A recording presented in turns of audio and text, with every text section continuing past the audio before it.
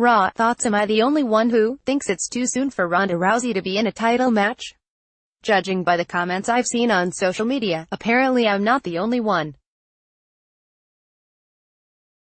From his storytelling standpoint, going to Rousey vs. Raw Women's Champion Nia Jax at the Money in the Bank pay-per-view next month is extremely rushed. It appeared that Rousey's first singles program was going to be with Mickie James, likely to be followed by one with Natalya.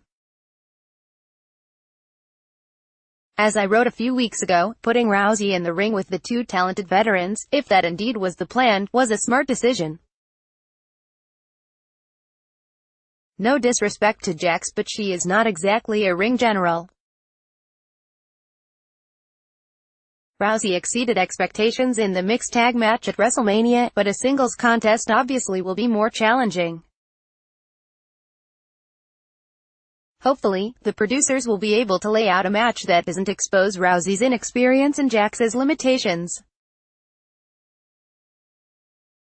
More, getting a grip, running down the biggest stories in wrestling this week, wonders why Raw General Manager Kurt Angle is still being booked to kowtow to Stephanie McMahon. If the Raw GM was a heel such as Vicky Guerrero, or even a non-wrestling babyface such as Teddy Long, I could see them being so fearful of losing their job that they swallow their pride, but this isn't what fans want to see from Angle. The notion that Angle needs the job so badly that he's willing to compromise his integrity just doesn't ring true, but that's how Vince McMahon perceives underlings in real life, so I guess it shouldn't be that surprising. On a side note, I still don't understand why Stephanie didn't fire Angle after he booked himself and Ronda Rousey against her in Triple H at WrestleMania.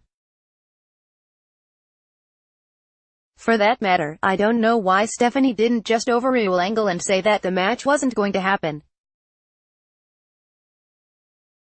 Wondered who Kurt Angle had selected to replace Jinder Mahal in the main event before Stephanie McMahon overruled him and put Kevin Owens in the match.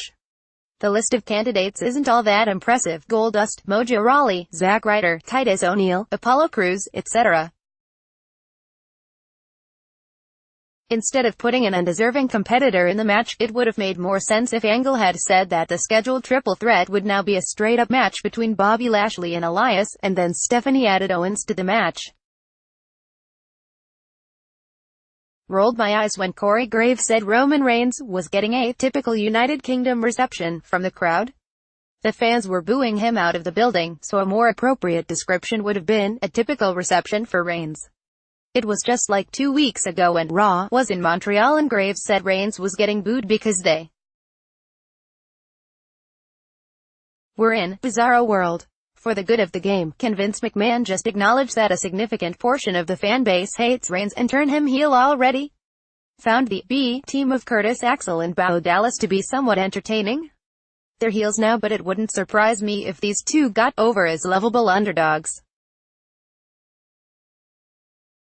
It actually wouldn't be the first time Axel has been one half of an entertaining tag team. I used to get a kick out of him and Damien Sandow channeling Hulk Hogan and Randy Savage. And who could ever forget the charismatic combination of Axel, then known as Michael McGillicuddy, and David Odunga, who were tag team champions in 2011. Okay, 1 out of 2 isn't bad. Thought Booker T was a lot better than usual on commentary. I wouldn't go so far as to say Booker was good, but his commentary wasn't a negative like it has been in the past. He seemed to be more analytical and less clownish this time. If we could get this Booker every week, I'd rather listen to him than Jonathan Coachman, who adds nothing to the broadcast. Was hoping that Mickie James was going to win the Women's Money in the Bank qualifying match over Alexa Bliss and Bayley. It would have been a nice gesture to throw the underappreciated James a bone. By the way, am I the only one who is tired of Bliss being the focal point of the women's division on Raw? Is hoping that Alexa Bliss and Sami Zayn crossing paths on the entrance ramp leads to something? Where have all the relationship storylines in WWE gone? I've always been a sucker for sports entertainment weddings. SmackDown Live thoughts. Am I the only one who thinks Big E should be the New Day member to participate in the men's Money in the Bank ladder match? Kofi Kingston has already been in 6 MITB ladder matches, so having him in the match wouldn't be anything special. Xavier Woods is a fine performer, but I don't think anyone would believe that he could win the match. Big E, on the other hand, is definitely ready for a push as a singles wrestler. New Day is known for comedy, but Big E has shown that he can get serious on the microphone when the situation calls for it. He also has the physical presence and in-ring skills to be a viable world title contender. Thought the Daniel Bryan Big Cass segment went a long way in rehabilitating Bryan after his clean loss to Rusev last week. Bryan cut a strong promo in which he made it clear that his goal is to become WWE champion again, and then he showed a lot of fire as he physically destroyed Cass. By the time the segment was over, Bryan's loss to Rusev was forgotten. As I wrote last week, I get that Bryan is an underdog who has to scratch and claw his way to the top, but losing clean to Rusev, who doesn't exactly has the greatest win-loss record, shouldn't have happened. Thought the match between AJ Styles and Shinsuke Nakamura was their best one in WWE thus far. I especially liked the finish, in which Nakamura feigned that Styles had low-blowed him, which distracted Styles and allowed Nakamura to beat him. It was a nice twist on all the low blows that have occurred in previous matches between these two, and it made Nakamura look like a cunning heel. Is worried that Asuka is going to do the honors for Carmella? That would be the biggest travesty of justice since Charlotte Flair did the honors for Carmella. Thought the writing for the backstage interview segment with AJ Styles and Renee Young was embarrassingly bad. I felt sorry for Styles and Young having to work with such bad material. That said, even when Styles has decent material, his promos are passable at best.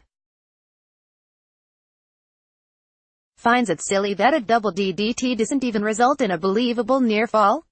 When Big E kicked out well before the count of 3 after taking the move from Sheamus and Cesaro, the crowd didn't seem surprised and it wasn't played up by the announcers as a big deal. At one time, the DDT was considered the most devastating finishing move in wrestling. I get that times have changed and the DDT is no longer viewed that way, but a double DDT, especially one executed by guys the size of Sheamus and Cesaro, should be enough to keep just about anyone down for a 3 count. Miscellaneous thought. Am I the only one who thinks the John Cena-Nikki Bella breakup is a work? Just 6 days before the Season 3 premiere of Total Bellas, on May 20th, Cena appeared on the Today Show to declare that he wants former fiancée Nikki back. 2 days later, Nikki and Brie Bella were on Today to talk about the breakup and Total Bellas, which, oh by the way, will chronicle the breakup. For those who are heartbroken about Cena and Nikki, fear not. They will work it out and get married with the cameras rolling for Total Bellas.